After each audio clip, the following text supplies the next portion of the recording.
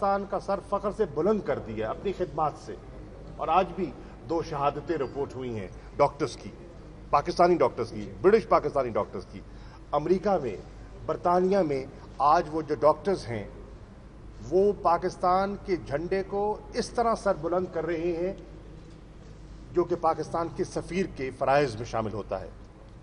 وہ پاکستان کے ایمبیسڈر بنے ہوئے ہیں، وہ پاکستان کی خیر سگالی کے لیے جو وہ خدمات سر انجام دے رہے ہیں، میں انہیں خراج تحسین پیش کرتا ہوں۔ ہمیں آپ پر فخر ہے، آپ سب پر فخر ہے۔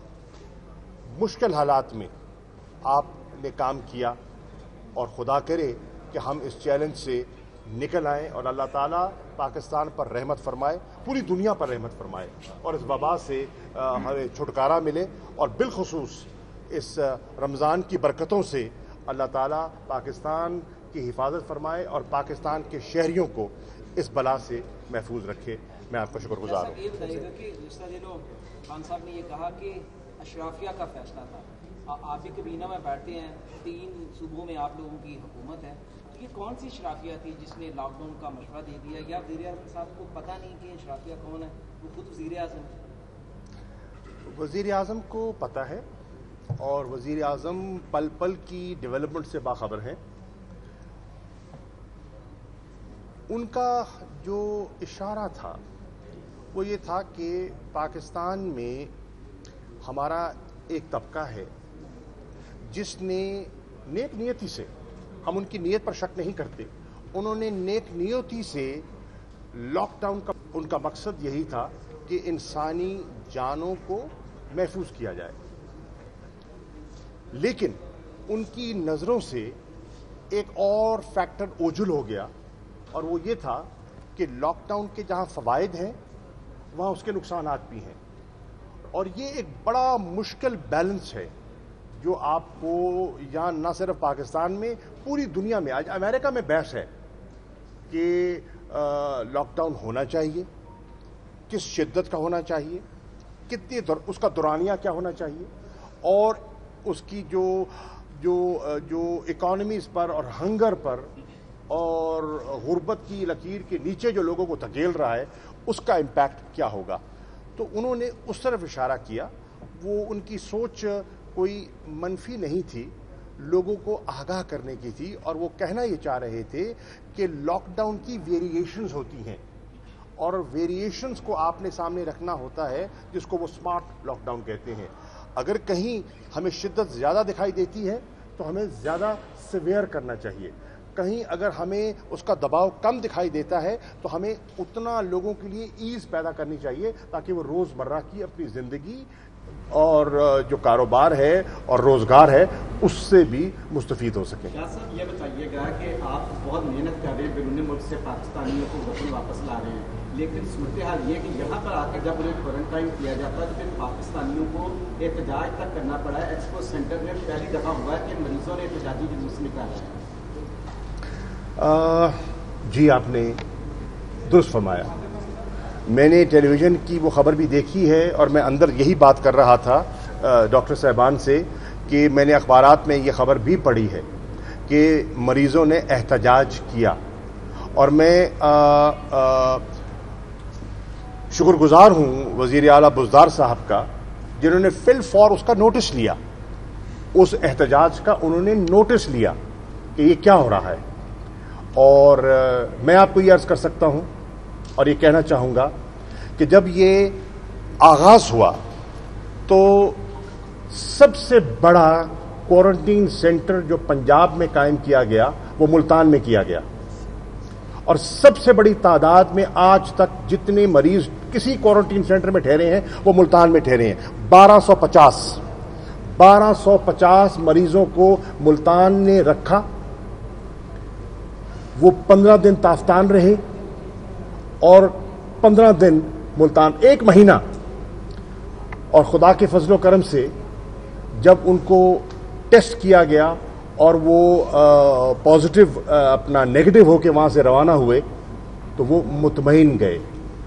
تو اللہ کے فضل و کرم سے ان کی جس طرح دیکھ بھال کی گئی، میں نے ملتان کی انتظامیہ کو مبارکباد دی، ہمارے کمشنر, ہمارے ڈپٹی کمشنر, ہماری جتنی ٹیمز تھی وہاں, ہمارے ڈاکٹرز جو تھے, ہمارے وہاں سول ڈیفنس کے جو اہلکار جو وہاں کھڑے تھے, سول ڈیفنس کے, پولیس کے جو لوگ تھے, سب کو میں نے خراج تحسین پیش کیا. اور یقین جانیے اس میں سول ڈیفنس کے ایسے لوگ بھی تھے جن کو پچھلے 3 ماہ کی تنخواہ نہیں ملی تھی, 3 ماہ کی تنخواہ نہیں ملی تھی, لیکن انہوں نے پھر بھی ڈیوٹی سر انجام دی.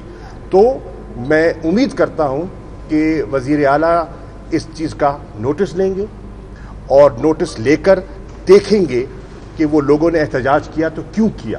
مجھے یاد ہے کہ میں وزیر اعظم کے ساتھ وہاں گیا تھا, ہمیں دکھایا گیا تھا, جب ابھی مریض وہاں نہیں تھے, لیکن میں نے دیکھا تھا بظاہر تو وہ فیسلٹی بہت عمدہ دکھائی دے رہی تھی. اب یہ دیکھنے والی بات ہے کہ لوگ احتجاج کیوں کر رہے ہیں.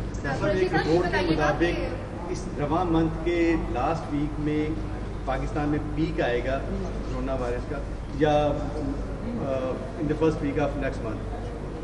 جب کرونا میں پیک آ رہا ہے اس وقت پورے ملک میں نرمیاں ہوتی جا رہی ہیں, اور آپ اسمارٹ لاک ڈاؤن کی بھی بات کر رہے ہیں. اسمارٹ لاک ڈاؤن اس جگہ ہوگا جہاں پہ زیادہ آپ کو کیسز نظر آئیں گے, زیادہ کیسز اس وقت نظر آئیں گے جب آپ کی ٹیسٹنگ کیپیسٹی بھی بڑھ جائے گی. ٹیسٹنگ کیپیسٹی آپ کی اتنی سی ہے, آپ پورے ملک کو کھولتے جا رہے ہیں.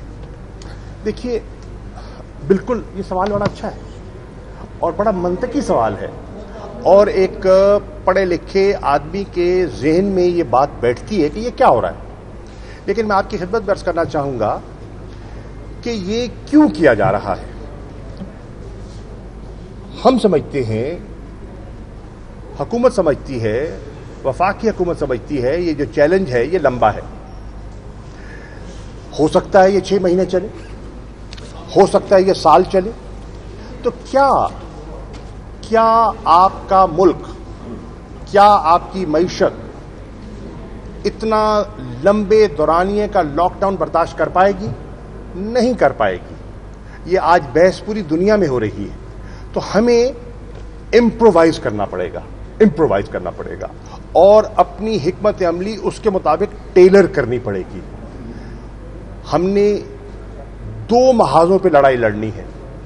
ایک کرونا کے محاذ پہ لڑائی لڑنی ہے تاکہ انسانی جانیں بچائی جا سکیں, اور دوسری بھوک کے خلاف لڑائی لڑنی ہے کہ وہ بھی غربت اور بھوک بھی لوگوں کو آج آپ دیکھیں جب آپ اس طبقے سے ملتے ہیں جو دہاڑی دار طبقہ ہے. میں کل ملتان میں تھا, مجھے بہت سے تاجر تنظیموں کے لوگ ملے اور انہوں نے مجھے کہا کہ ہمارے حالات بگڑ چکے ہیں. یہ پورے سال کی ہماری جو کمائی ہوتی ہے یہ عید کی اور ماہ رمضان کے مہینے میں ہماری سیلز ہوتی ہیں, ہمارے بازار بند ہیں, ہمارے کاروبار بند ہیں, ہمارا گھر کا چولہا نہیں جل رہا. اور بہت سے لوگ ہیں جو چھوٹے تاجر جو سفید پوش ہیں. تو میں سمجھتا ہوں کہ ہمیں ان کا بھی سوچنا ہے اور اس کا بھی سوچنا ہے. نمبر ایک سیکنڈ ذرا صبر کیجیے. آپ سوال کریں, مجھے کوئی جلدی نہیں ہے, جتنے مرضی سوال کریں, میں اطمینان سے کھڑا ہوں. ایک دیکھیے چیلنج کیا ہے. چیلنج یہ ہے کہ کیا ہمارا ہیلتھ کیئر سسٹم بوجھ لے پائے گا. اس وقت تک ہمارے آپ ذرا ایگزامن کیجئے کہ وینٹیلیٹرز پر کتنے مریض ہیں ہمارے پاکستان میں. 22 کروڑ کی ہماری آبادی ہے. 22 کروڑ کی آبادی میں ذرا چیک تو کیجئے کتنے وینٹیلیٹرز میں ہیں. بہت کم, اور خدا کرے کم ہی ہوں, خدا کرے کم ہی رہیں.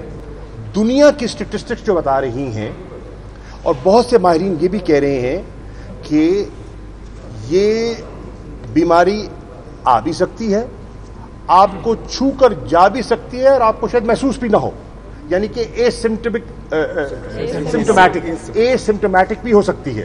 ٹھیک. سو یہ ساری چیزوں کو جب آپ ذہن میں رکھتے ہیں تو نیشنل پلان جو ہے, نیشنل حکمت عملی جو ہے, وہ ایک تقریر پر یا ایک پریس کانفرنس پر نہیں ہوتی. آپ کو پوری ہولسٹک پکچر سامنے رکھنی ہوتی ہے اور تب فیصلے کرتے ہیں. وفاقی حکومت اور وزیر اعظم پاکستان اس ہولسٹک پکچر کو سامنے رکھ کر آگے بڑھ رہی ہے. ون ایٹ اے ٹائم آپ فیصلہ کر لیں, ون ایٹ اے ٹائم. چلے آپ ان کو پہلے ان کو کرنے دیں یار, ان کو کرنے دو. کیا گھبراہٹ کی کیا بات ہے, آپ کو بھی لے لیں گے. جی इंगेज किया और उसके नताइज में अभी तक?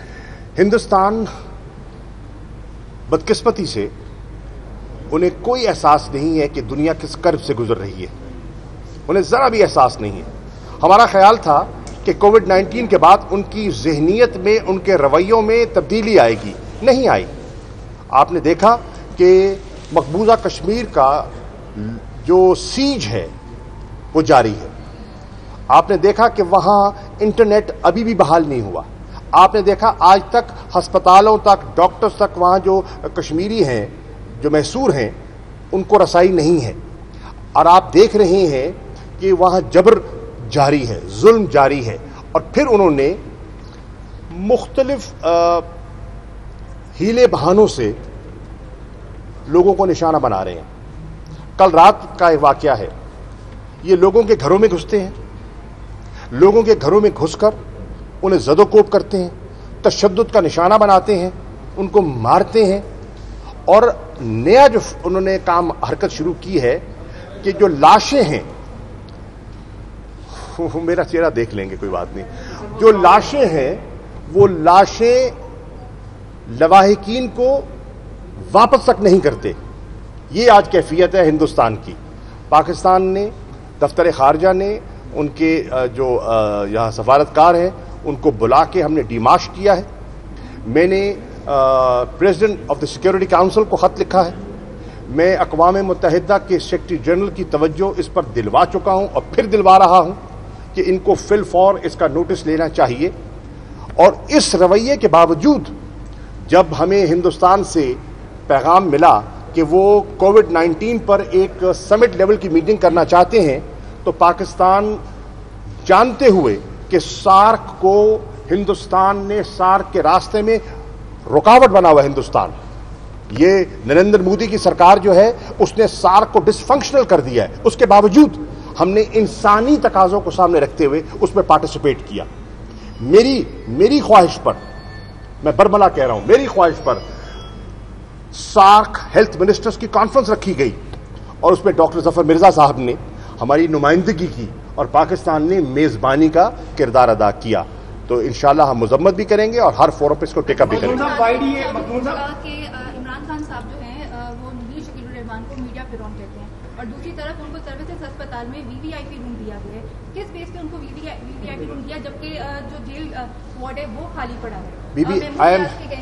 बीबी I am here to discuss issues not individuals. वो ये कह रहे हैं कि उनको रिहा कर देना, बड़े सर मेरा सवाल ये है, वो फैसला डॉक्टर्स ने करना, मैंने तो नहीं करना। इसी अस्पताल के अंदर आईसीयू के अंदर जो वेंटिलेटर पे जो मरीज था कोरोना वायरस का, उससे बाहर से अद्वियात मंगवाई गई है, उसके बारे में आपका क्या कहना है? पंजाब हुकूमत तो बड़े इकदाम कर रही है, यहाँ के प्रोफेसर बाहर से अद्वियात लिख कर देते हैं, वहां पर मैं एक सेकंड, मैं पंजाब हुकूमत का तर्जुमान नहीं हूं।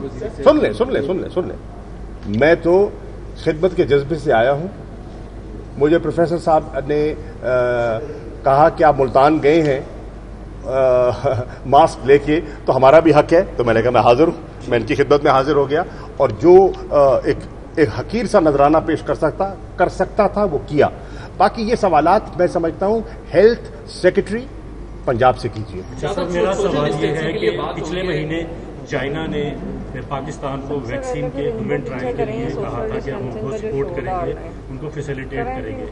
अब पाकिस्तानी गवर्नमेंट चाइनीज एक्सपर्टीज पर ज्यादा फोकस कर रही है या दीगर दुनिया के जो ममालिक हैं जिसमें हमारा सारी दुनिया से, मेरे भाई, ह्यूमन ट्रायल की स्टेज पर इस तरह पहुंच चुके हैं। मेरे इल्म में नहीं है कि ह्यूमन ट्रायल यहाँ है, मेरे इल्म में नहीं है।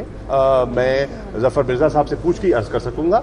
लेकिन पाकिस्तान का राब्ता पूरी दुनिया से है, सिर्फ चीन से नहीं है। चीन हमारा दोस्त है और चीन ने हमारे इस आड़े वक्त में बड़ी मदद की है। आपने देखा कि यके बाद दीगर वहां मुख्तलिफ जहाज आते रहे और आ रहे हैं और वो हमें फैसिलिटेट कर रहे हैं। मैं अपनी जानिब से और हुकूमत पाकिस्तान की जानिब से प्रेसिडेंट शी का और चीनी अवाम का और हुक्मरानों का शुक्रिया अदा करना चाहूँगा।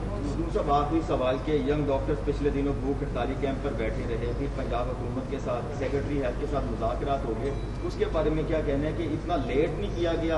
आपने जनूबी पंजाब के अंदर खुद कौन से सेक्रेटरी हेल्थ? यहाँ तो एक से ज्यादा है ना सेक्रेटरी हेल्थ है, वो तो बड़ा काम कर रहे हैं, चट्टा साहब है यार, वो तो बड़ा सेक्रेटरी हेल्थ पंजाब के, उनके साथ मीटिंग हुई। एक है? जी कितने हैं? एक ही है। नहीं स्पेशलाइज का एक ही है ना, जो यंग डॉक्टर भाईजान दो हैं। मेरे इल्म के मुताबिक।